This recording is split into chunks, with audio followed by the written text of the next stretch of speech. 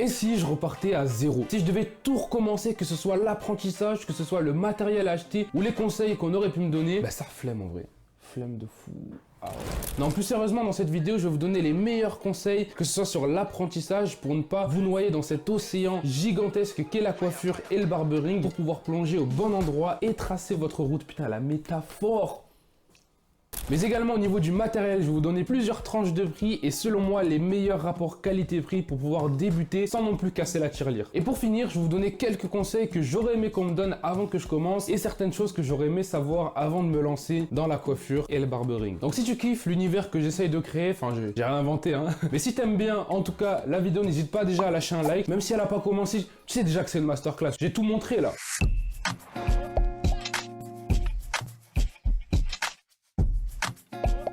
Concernant l'apprentissage, pour devenir barbeur, faut que vous sachiez que vous allez forcément passer par la case autodidacte. Et ça peut être une bonne comme une mauvaise nouvelle, mais la raison elle est toute simple, c'est parce que les diplômes, que ce soit le CAP ou le BP, sont assez obsolètes et les techniques qu'on y propose sont très peu dans l'air du temps. Pour ce qui est du CAP, c'est le premier diplôme que vous allez passer, vous apprendrez quasi uniquement le ciseau, que ce soit sur homme et sur femme, ainsi que les teintures, que les décolorations, etc. Donc ce sera à vous, à côté, d'apprendre tout le travail tondeuse, tout le travail dégradé à blanc, qui va venir compléter le travail là au ciseau que vous aurez appris au CAP. Alors même au niveau du ciseau, ce sera pas très approfondi, mais vous apprendrez les bases qui vous permettront ensuite de progresser encore plus vite parce que vous aurez des bases solides et vous n'aurez pas acquis de mauvaises habitudes ou de mauvaises techniques. Donc en résumé, structure et entrepreneuriat. Ce sont les deux choses que vont vous apporter les diplômes reconnus par l'État. Ils vont également vous apporter des connaissances, mais que vous devrez compléter avec l'apprentissage en autodidacte pour devenir barbeur. Si votre souhait est uniquement de devenir coiffeur femme ou coiffeur homme assez standard, normalement les diplômes devraient suffire. Et si vous voulez aller chercher plus loin, aller chercher la créativité, l'originalité et le barbering dans sa globalité, n'hésitez pas à vous former en autodidacte.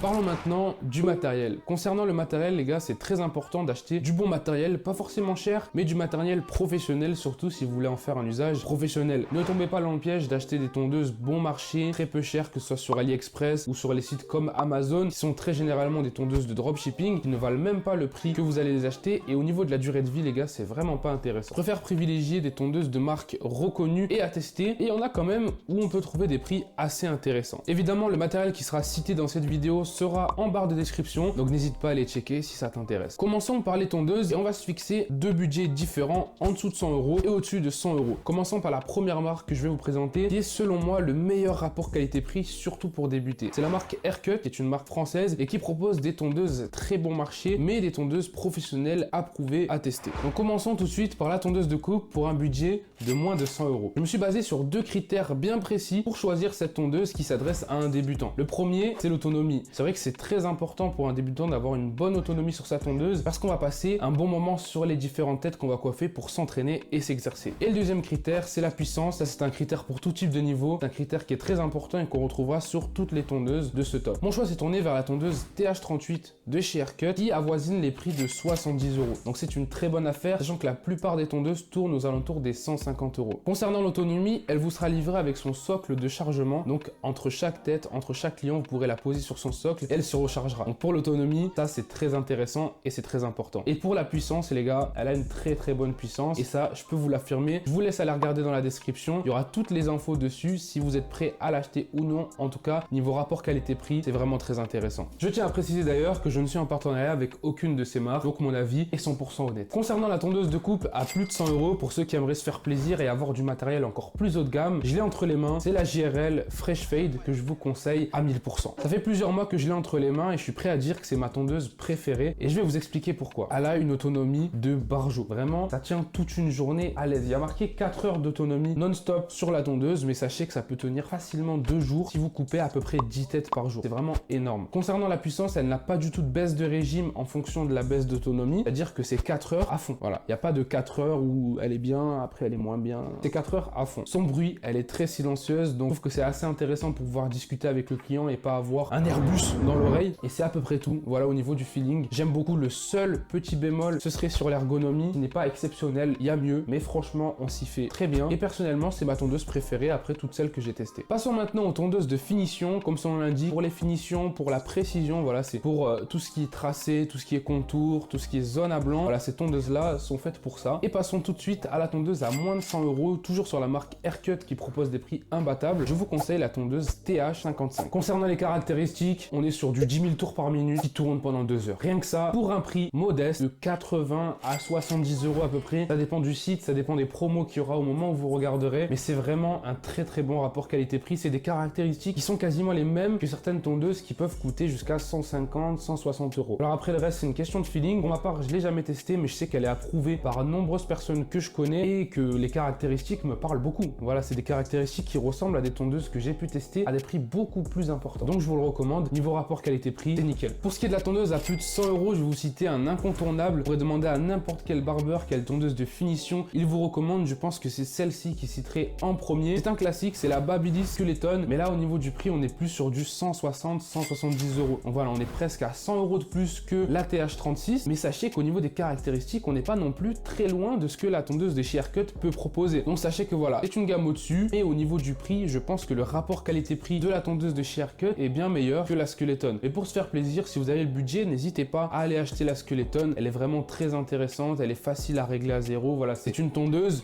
qui est magnifique. On l'a tous testé, je pense, et je vous la recommande si vous avez le budget qui va derrière. Passons maintenant au shaver, qui est un rasoir électrique qui va vous permettre de travailler la zone à blanc pour obtenir un blanc de chez blanc. Voilà, un blanc qui brille au soleil, les gars. Et je ne saurais mieux vous conseiller que le shaver de voyage de chez Wahl qui coûte que 20 € et qui fait vraiment le taf. Je pense qu'on a tous commencé avec ça. Pour ma part, j'ai commencé avec ça. Le seul bémol, c'est qu'il a un seul rouleau, donc forcément moins efficace qu'avec deux. Mais sachez que ça fait très bien le taf, les gars, surtout quand on débute. Je vous conseille également les shavers de la marque Kamei que vous pourrez retrouver sur Amazon.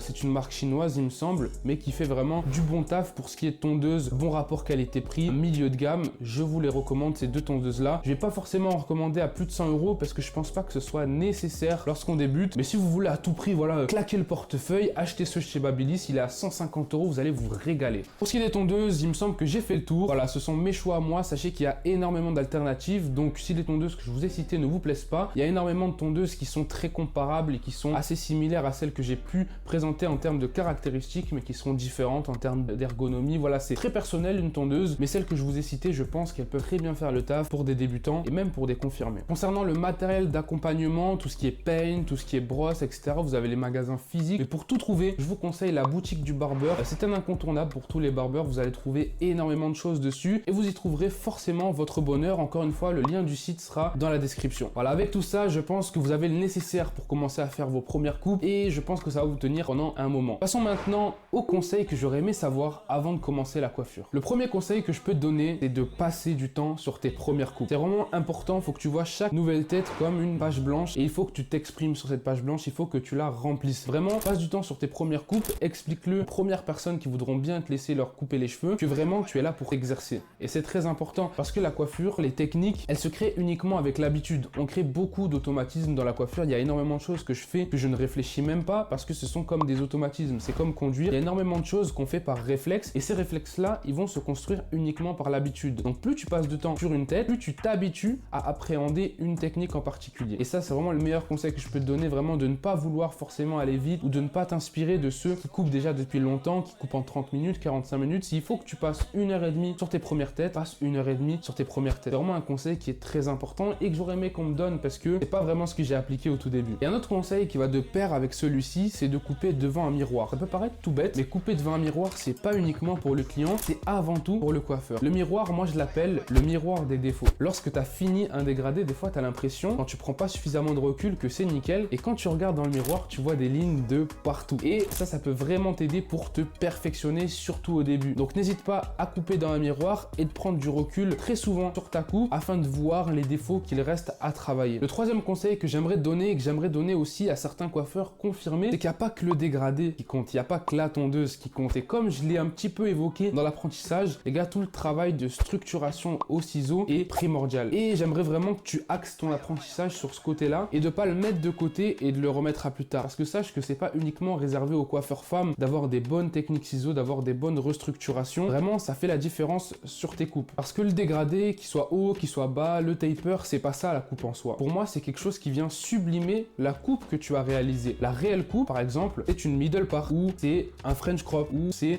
les cheveux vers l'avant assez texturés. Et le taper, le dégradé, c'est ce qui va venir sublimer la coupe que tu auras déjà travaillée. Donc c'est important que tu axes ton apprentissage sur les ciseaux, sur les techniques de restructuration, sur le travail des formes, qui vont te permettre de vraiment passer un step au-dessus. Parce que l'erreur que beaucoup font à leur début, c'est d'apprendre uniquement la tondeuse, d'apprendre uniquement les dégradés et de remettre toujours à plus tard l'apprentissage du ciseau, alors qu'en vrai les deux vont de pair et les deux vont te permettre de progresser encore plus vite et de façon exponentielle. Et le dernier conseil qui peut paraître assez bateau mais qui est tellement important, c'est la persévérance. Les gars, vous n'allez pas toujours progresser comme ça va être compliqué de trouver des modèles, ça va être compliqué de trouver des clients, ça va être compliqué sur certaines techniques, vous allez buter, vous allez galérer, mais pensez les gars qu'il y a de la persévérance, pensez à plus tard et n'hésitez pas à m'envoyer un message sur Instagram par exemple si vous avez des difficultés en particulier, si vous avez des questions sur des sujets en particulier que vous aimeriez que j'aborde en vidéo, je suis là pour ça, mais pensez à persévérer et à ne jamais rien lâcher, c'est comme ça que vous obtiendrez le niveau que vous souhaitez avoir. Ben voilà, je crois que j'ai fait le tour. En espérant que cette vidéo vous aura aidé les gars, merci beaucoup d'être arrivé jusqu'ici. N'hésitez pas à vous abonner et à lâcher un like si vous avez kiffé la vidéo. C'était Lims, on est ensemble, on est ensemble.